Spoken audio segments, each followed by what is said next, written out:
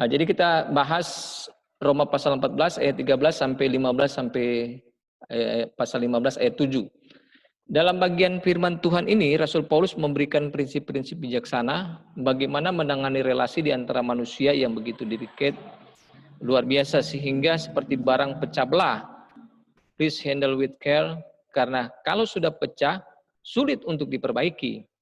Sama seperti seorang pelari 100 meter, lari sendiri gampang, tetapi kalau kakinya diikat dengan kaki orang lain dan disuruh lari bersama, di situ baru kita menemukan kesulitan yang tidak gampang. Yang larinya cepat harus bagaimana dengan sabar menunggu yang lambat. Yang lambat bagaimana mensinkronkan larinya supaya sama-sama bisa jalan dengan baik. Kalau tidak akhirnya dua-dua jatuh bergulingan. Nah, kita tahu seperti apa gambarannya yang saya sudah jelaskan. Nah, Roma pasal 14 dan 15 ini, dua pasal ini Paulus dengan teliti dan hati-hati memberikan prinsip firman Tuhan. Bagaimana dengan bijaksana menangani hubungan antara manusia dalam komunitas antar sesama anak-anak Tuhan itu. Memegang erat-erat keyakinan sendiri mungkin bukan hal yang sulit. Tetapi setelah punya keyakinan sendiri, bagaimana kita tidak terjatuh dalam sikap menghakimi orang lain? Bagaimana tidak memfitnah orang lain? Itu bukan merupakan hal yang gampang. Ya memang kita membicarakan persoalan lagi, karena memang banyak terjadi persoalan-persoalan yang ada dalam jemaat. Nah, oleh sebab itu Paulus ini juga banyak membahas tentang persoalan relasi antar jemaat. Lanjut saya jelaskan. Maka kepada orang Kristen yang imannya lemah, Paulus mengatakan jangan menghakimi orang lain. Lalu kemudian di sisi yang lain, kepada yang imannya kuat, Paulus bilang jangan menghina orang lain. Terima orang dengan lapang hati. Jadi baik yang imannya kuat dan imannya lemah, jangan sampai saling menghakimi. Jadi yang maksudnya kalau yang lemah menghakimi. Kemudian kalau yang imannya dia kuat, justru dia menghina bagi orang yang mungkin tidak melakukan yang seharusnya dalam kekristenan seperti itu. Menghina orang yang lemah imannya. Nah, dua panggilan firman Tuhan ini mencakup hubungan di antara sesama manusia yang memiliki pandangan yang berbeda, keyakinan berbeda, dan bagaimana bisa duduk sama-sama dengan harmonis. Di sini kita menemukan beberapa prinsip yang penting Paulus berikan sebagai pegangan di saat kita menghadapi perbedaan. Yang pertama, perhatikan ini, terimalah orang yang lemah imannya tanpa mempercakapkan pendapatnya. Terjemahan dalam bahasa Inggris mengatakan accept one another without quarreling over disputable matter. Dalam etika Kristen ada satu istilah dalam bahasa Yunani yang dipakai yaitu adiapora. Untuk menekankan subject matter yang Alkitab tidak perintahkan dan yang Tuhan tidak larang. Berarti ini masuk dalam satu wilayah kebebasan orang. Jadi ada yang dalam Alkitab di mana Tuhan tidak perintahkan dan Tuhan tidak larang. Nah, hal tersebut itu masuk dalam wilayah kebebasan orang. Jadi terserah dia mau buat karena Tuhan tidak perintahkan dan Tuhan tidak larang. Jadi kalau dalam etika itu disebut dengan adiapora. Lebih lanjut, di tengah kebebasan itu mungkin dalam satu subject matter orang Kristen yang satu mengambil keyakinan yang berbeda dengan orang Kristen yang lain. Itu tidak merupakan suatu persoalan. Jadi kalau satu tidak buat, yang satu buat, tetapi hal itu yang dibuat ataupun tidak dibuat, tapi Tuhan tidak perintahkan, Tuhan tidak larang. Ya kan? Itu tergantung orang tersebut mau buat atau tidak, ya tergantung. Itu kebebasan. Ya kan?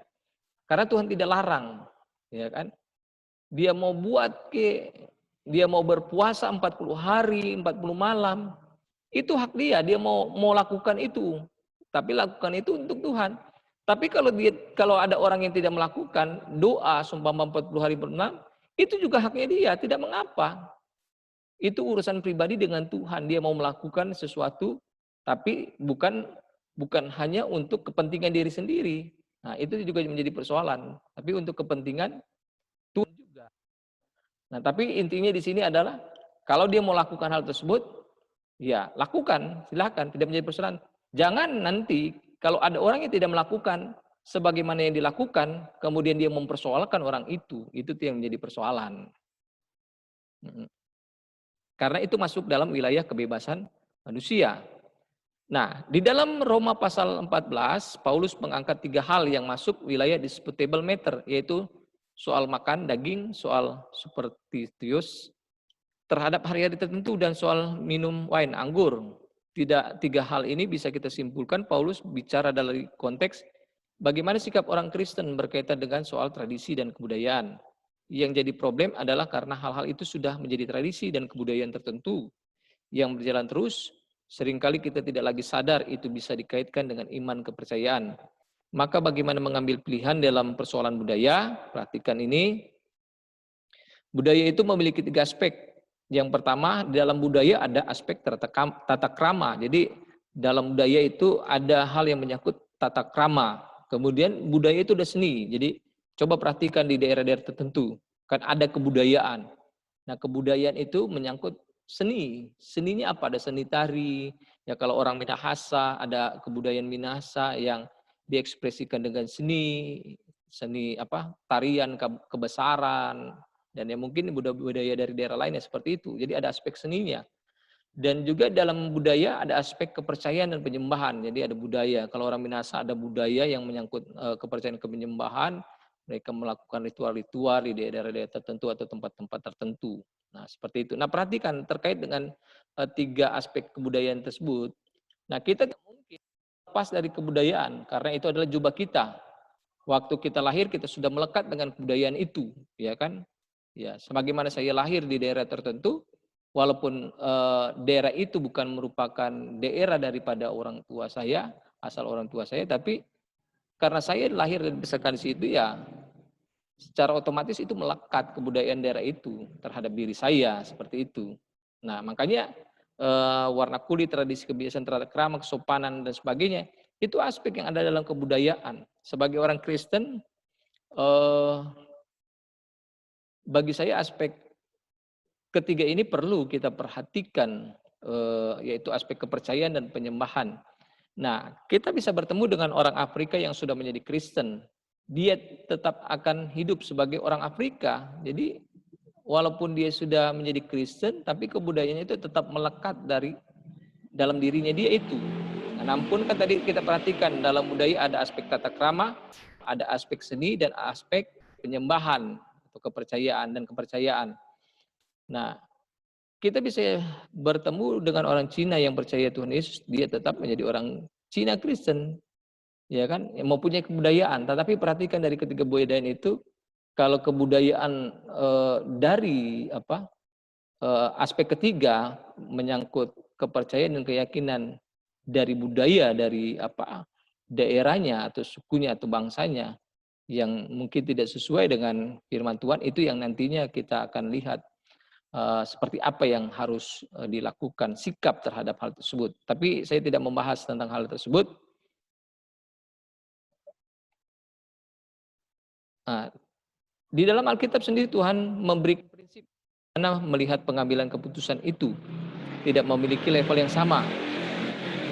Ada firman Tuhan yang berbentuk perintah. Jadi perhatikan dalam Alkitab, kita harus bisa membedakan, memisahkan satu pernyataan yang satu dengan yang lainnya.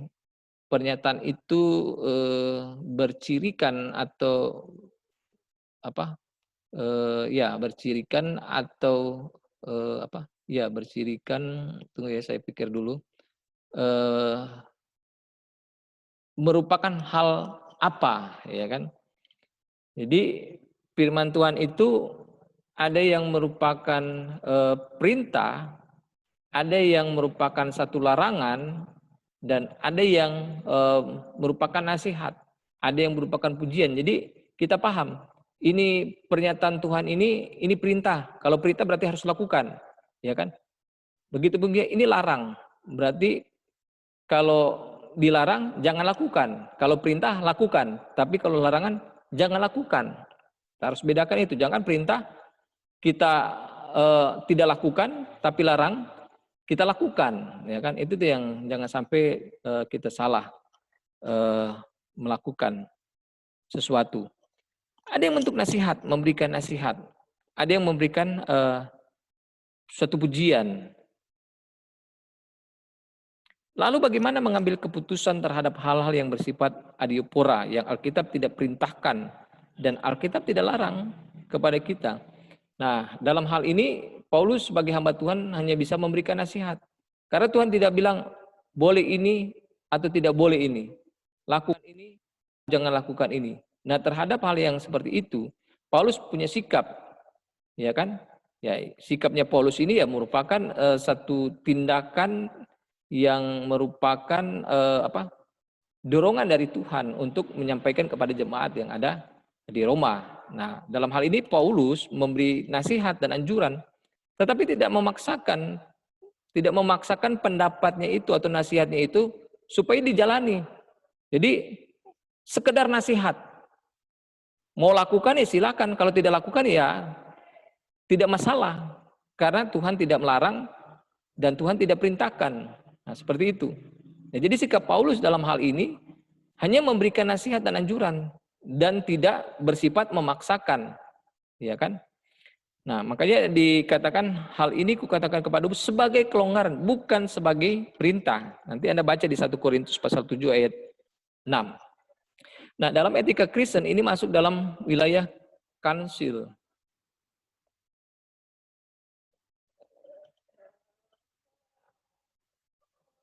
Ya, contoh kasusnya kepada janda-janda yang ditinggal mati oleh suaminya. Apa nasihat Paulus bagi mereka? Kepada orang-orang yang tidak kawin dan kepada janda-janda aku anjurkan supaya baiklah mereka tinggal dalam keadaan seperti aku. Tetapi kalau mereka tidak dapat menguasai diri, baiklah mereka kawin.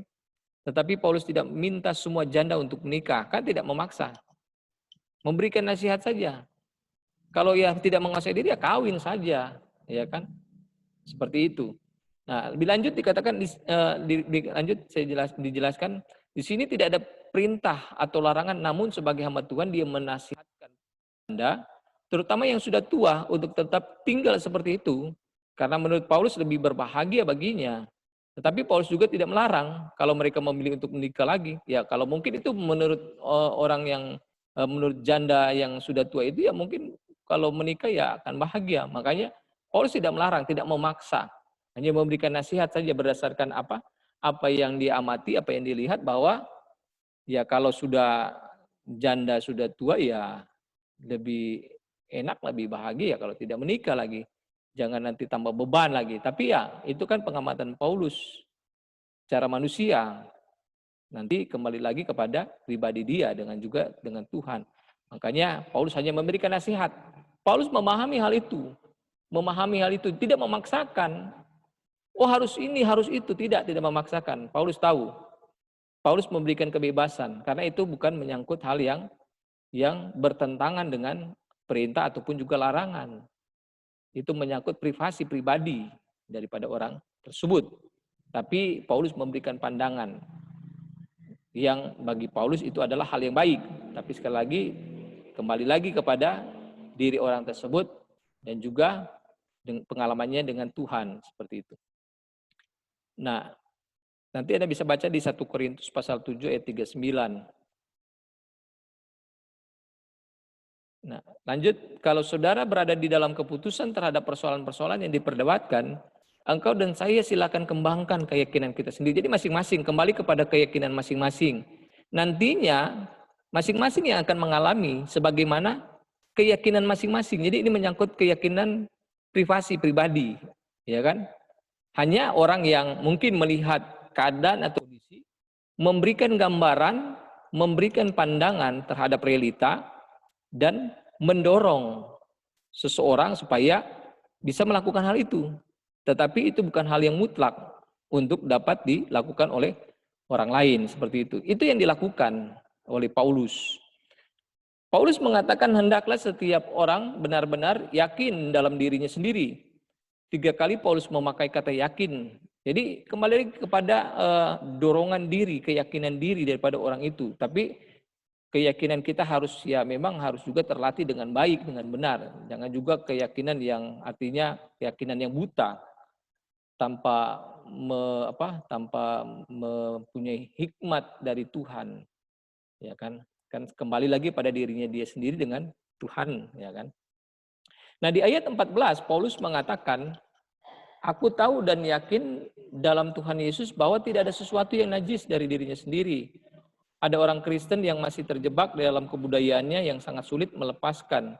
Maka meskipun Paulus mengatakan semua makanan tidak ada yang haram, karena semua Tuhan ciptakan kita terima dengan syukur, itu menjadi makanan yang baik bagi kita. Di ayat 22 Paulus mengatakan berpeganglah pada keyakinan yang kau miliki itu bagi dirimu sendiri. Jadi kembali lagi, kalau kau punya keyakinan seperti itu ya lakukan, tapi untuk dirimu sendiri. Lakukanlah untuk dirimu sendiri. Maksudnya untuk dirimu sendiri apa yang ingin kamu lakukan. Tapi sekali lagi hubungannya dengan Tuhan juga. Perhatikan ini. Berbahagialah dan jangan kamu menghukum diri sendiri. Jangan juga sampai dia orang itu atau diri kita menghukum diri kita sendiri. Kalau sudah berpegang pada keyakinan sendiri sebagai hubungan kita dengan Tuhan. Nah, ini yang saya mau tegaskan. Kembali lagi hubungan kita dengan Tuhan. Artinya waktu dengan orang yang keyakinannya berbeda dengan kita, Paulus ingin kita belajar. Simpan itu untuk diri kita sendiri. Tidak keluar kata menghina, tidak keluar kata menghakimi. Ini bagian yang Paulus sedang bicarakan di dalam bagian ini. Namun tidak berarti kebebasan itu boleh kita pakai dengan sembarangan.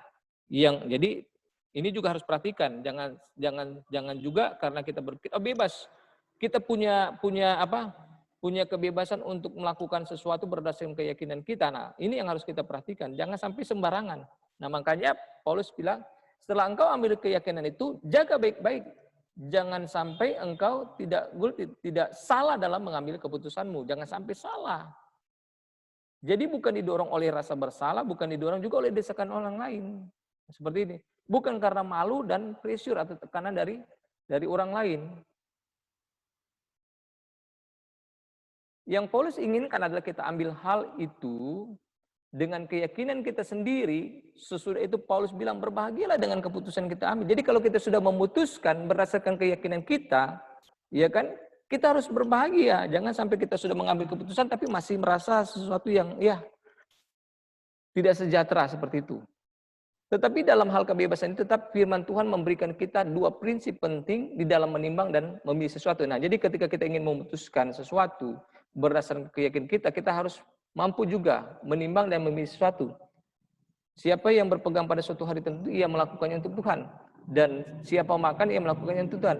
Dan yang siapa tidak melakukan, ia melakukannya. Jadi kuncinya ini, untuk Tuhan. Tapi perhatikan untuk Tuhan itu.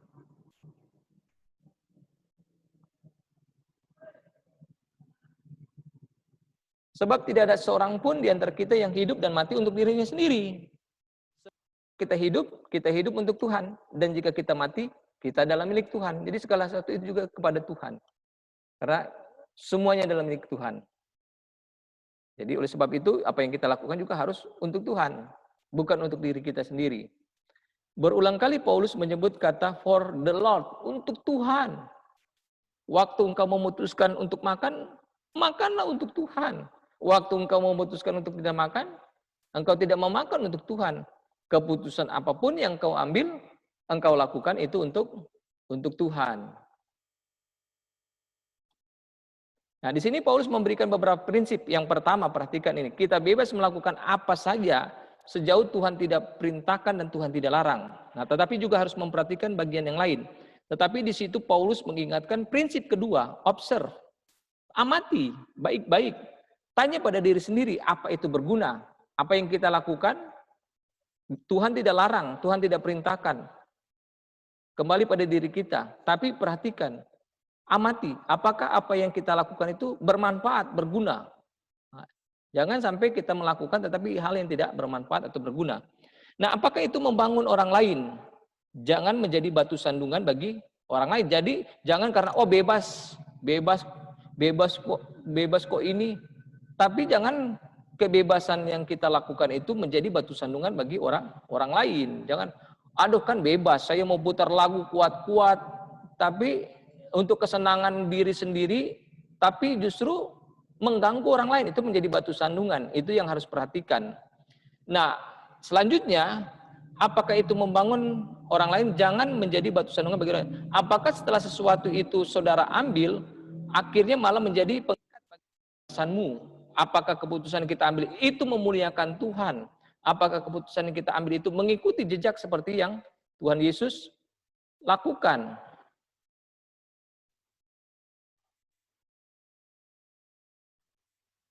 Pegang prinsip ini, membedakan mana yang termasuk perintah dan mana yang termasuk kebebasan. Jadi orang Kristen kembangkan keyakinan sendiri, terima orang yang berbeda denganmu dan mengerti prinsip pertanggungjawaban. Paulus mengingatkan kita sekali-kali jangan menghakimi orang. Sampai di sini, saya ajak saudara dengan berhati-hati memikirkan perbedaan antara spiritual discernment dan judgment attitude.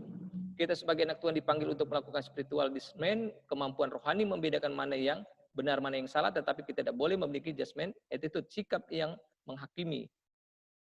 Nah, spiritual discernment berarti kita menjadi orang yang memikirkan dengan sungguh-sungguh, memegang dengan sungguh apa yang menjadi kebenaran yang kita simpan untuk kita. Pada waktu orang lain bertanya kepada kita, kita boleh memberitahukan kepada mereka, tetapi pada waktu kita melihat hidup orang lain, kadang-kadang kita tidak bisa melihat dari awal sampai akhir, maka kita belajar percaya apapun yang diambil orang itu, biar dia melakukannya untuk Tuhan, dan biar dia yang bertanggung jawab kepada Tuhan. Ya, ini sikap kita. Kenapa kita tidak boleh melakukan judgment? Kadang-kadang kita tidak sadar orang itu mungkin lemah imannya. Ya, mungkin sampai di sini saja. Pada dasarnya penjelasannya adalah sama.